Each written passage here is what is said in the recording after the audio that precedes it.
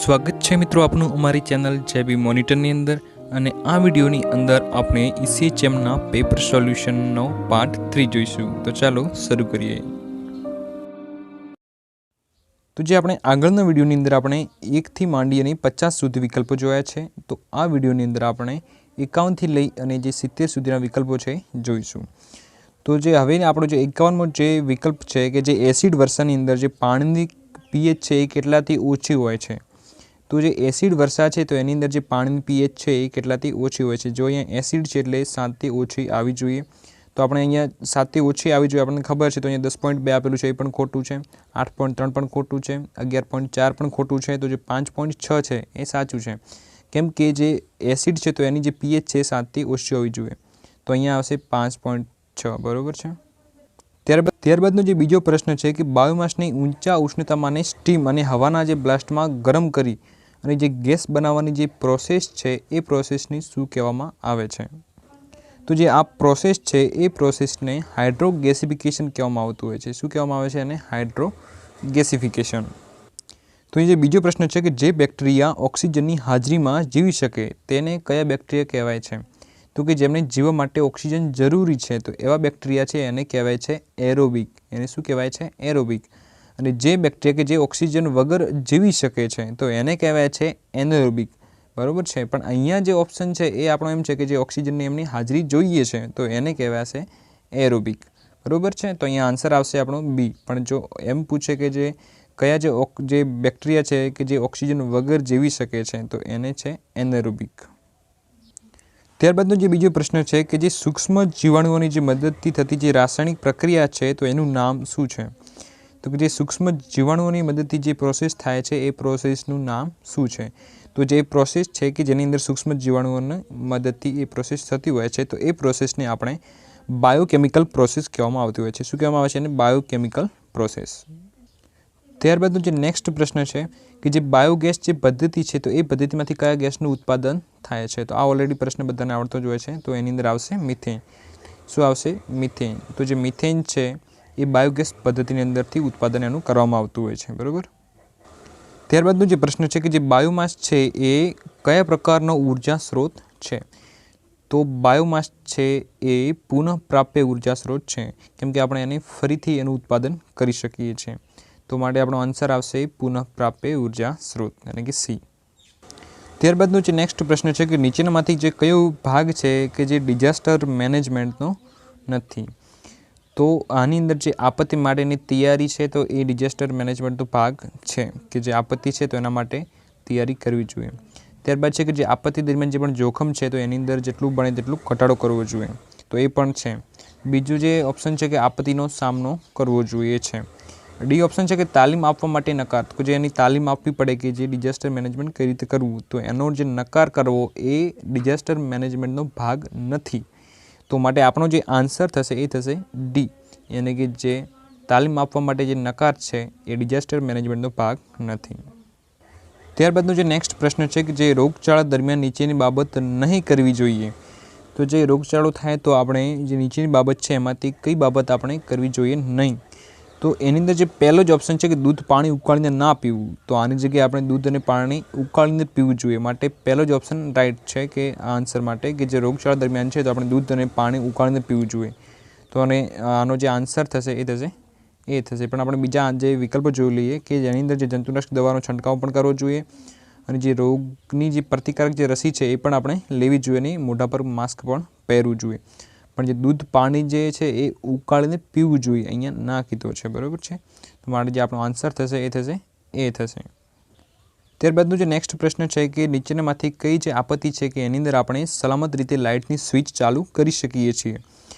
તો આની અંદર પહેલો ઓપ્શન છે કે ગેસ ગળતર, તો એની અંદર પણ આપણે ના કરી શકીએ, આગની અંદર પણ ના કરી શકીએ, રૂમમાં જે પૂરનો જે પાણીનો પ્રવેશ હોય તો એમાં પણ ના કરી શકીએ, પણ જો દુકાળ હોય તો એની અંદર આપણે કરી શકીએ છીએ, કેમ કે દુકાળને અને જે વીજળી છે એને કોઈ લેવા દેવા છે નહીં, તો માટે આપણે દુકાળની અંદર જે સ્વિચ છે એને ચાલુ કરી શકીએ, માટે આપણો આન્સર થશે સી। ત્યારબાદનો જે પ્રશ્ન છે કે પૃથ્વીના જે સૌથી બહારનું જે પડ છે એ પડને શું કહેવામાં આવે છે? तो कि जे पृथ्वीનું જે સૌથી જે બહારનું પડ છે, ધારો કે જે આ પૃથ્વી છે તો એ પૃથ્વીનું જે સૌથી જે બહારની જે ઉપરની જે પોપડી છે એ પોપડીને શું કહેવામાં આવે છે? તો એને કહેવામાં આવે છે ક્રસ્ટ. શું કહેવામાં આવે છે? એને ક્રસ્ટ કહેવામાં આવે છે. તો અહીંયા આપણો આન્સર થશે કે એ થશે. શું થશે? એ થશે. તો જે પૃથ્વીની જે માહિતી છે એ માહિતી એવી છે કે જે પૃથ્વીનું જે બહારનું પડ છે એને કહેવામાં આવે છે ક્રસ્ટ. ત્યારબાદ જે એનું જે વચ્ચેનું જે બીજું પડ છે એટલે કે જે એની અંદર બીજું પડ આવેલું છે એને કહેવામાં આવે છે મેન્ટલ. અને એનાથી જે નીચેનું સ્તર છે એને કહેવામાં આવે છે બાહ્ય ભૂગર્ભ. અને સૌથી જે અંદરનો ભાગ છે એને કહેવામાં આવે છે આંતરિક ભૂગર્ભ. યાની કે જે સૌથી બહારની સપાટી છે એને ક્રસ્ટ, એના પછીનું મેન્ટલ, એના પછીનું બાહ્ય ભૂગર્ભ અને સૌથી જે અંદરનો ભાગ છે એને કહેવાય છે આંતરિક ભૂગર્ભ.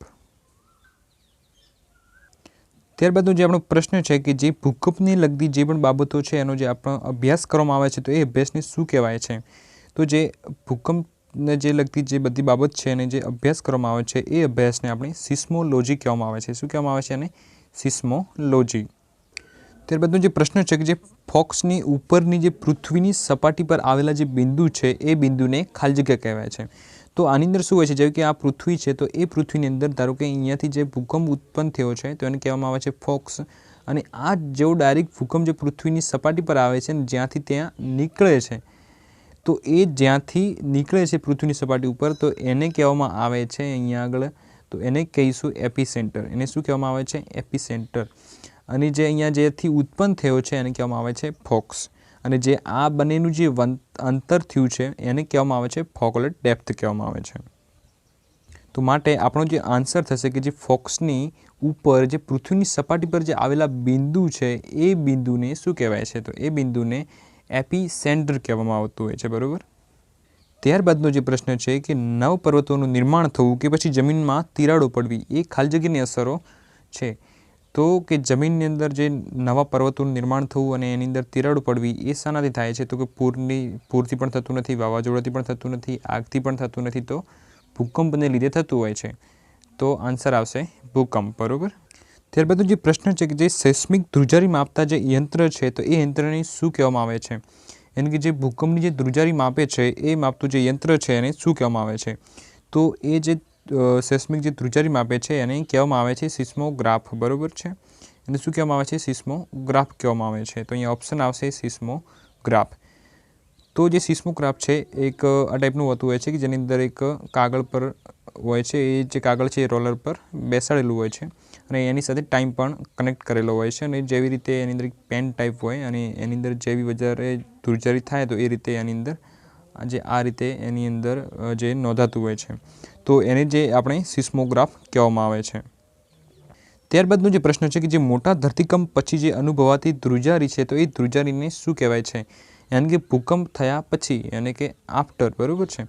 તો જે ભૂકંપ થયા પછી યાની કે જે પછી ભૂકંપ થયા પછી યાની કે આફ્ટર તો એને શું કહેવાય છે? After shocks.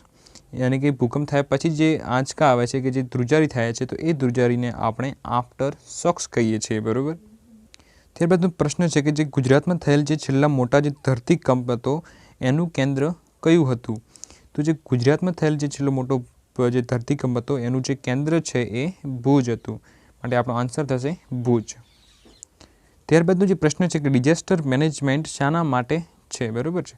તો કે જે ડિઝાસ્ટર જે મેનેજમેન્ટ છે એ રિસ્પોન્સ માટે પણ છે, પ્રિવેન્શન માટે પણ છે અને મિટિગેશન માટે પણ છે. એટલે આપણો ઓપ્શન થશે આમાંના બધા જ. ત્યારબાદનો જે પ્રશ્ન છે કે જે કુદરતી આપત્તિનું ઉદાહરણ નીચેનામાંથી કયું છે? કે જે કુદરતી આપત્તિ છે તો કર્ફ્યુ પણ કુદરતી આપત્તિ નથી, હુલ્લડ પણ નથી અને વંટોળ તો કે વંટોળ છે કે જે કુદરતી છે. કર્ફ્યુ પણ કુદરતી નથી અને હુલ્લડ પણ કુદરતી નથી. તો આને ડી તો આવે જ નહીં કેમ કે આમાંથી કોઈ નથી એવું છે. તો માટે જે આપણો આન્સર થશે કે વંટોળ. જો વંટોળ છે એ કુદરતી છે. બરાબર. ત્યારબાદનો જે આપણો પ્રશ્ન છે કે આખા વિશ્વમાં જો એક પ્રકારના રોગની જે ફેલાવાની પરિસ્થિતિ હોય તો એ પરિસ્થિતિને શું કહેવામાં આવે છે? તો જે આખા વિશ્વની અંદર એક પ્રકારનો જો રોગ ફેલાય છે તો એ પરિસ્થિતિને એપિડેમિક પરિસ્થિતિ કહેવામાં આવે છે. બરાબર. શું કહેવામાં આવે છે? Epidemic condition. ત્યારબાદનો જે આપણો છેલ્લો પ્રશ્ન છે કે જે સેન્ડી એ શેનું નામ છે?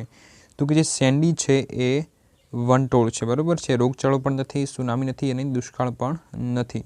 તો એ શું છે? વંટોળ છે. એક વંટોળનું નામ છે સેન્ડી. બરાબર છે. તો અહીંયા આપણા જે 1 થી લઈ અને 70 સુધી જે બધા વિકલ્પો હતા એ અહીંયા ક્લિયર થઈ ગયા છે। આવા વિડીયોઝ મેળવવા માટે અમારી ચેનલ સબસ્ક્રાઈબ કરો અને ફટાફટ જ નવા વિડીયોના નોટિફિકેશન મેળવો।